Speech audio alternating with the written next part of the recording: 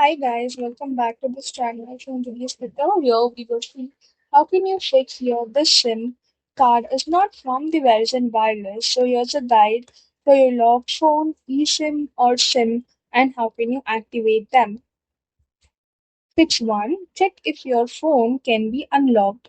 Verizon postpaid phones usually unlock automatically 60 days after activation or purchase. Verizon prepaid phones usually require 365 days of active service before they can be unlocked. The phone must be fully paid off and not reported as lost or stolen. Fix 2. Unlock your phone. Check if your phone is already unlocked. If you have a prepaid Verizon phone, contact Verizon and request an unlock if you meet the requirements. Wait for Verizon to confirm that the phone has been unlocked.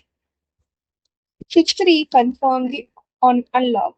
On iPhone, you can just go to Settings, tap on General, and then go to About. Look for Carrier Lock.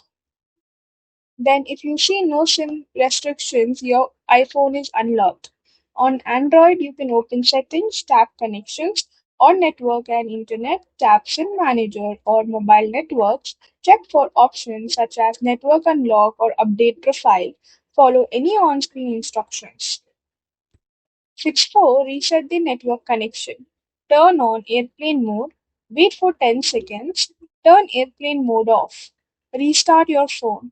Fix 5. Reinsert the SIM card. Turn off your phone. Remove the SIM card tray. Take out the SIM card. Gently clean the gold contacts with a soft lint free cloth. Reinsert the SIM card. Then turn the phone back on and check if the message is already gone.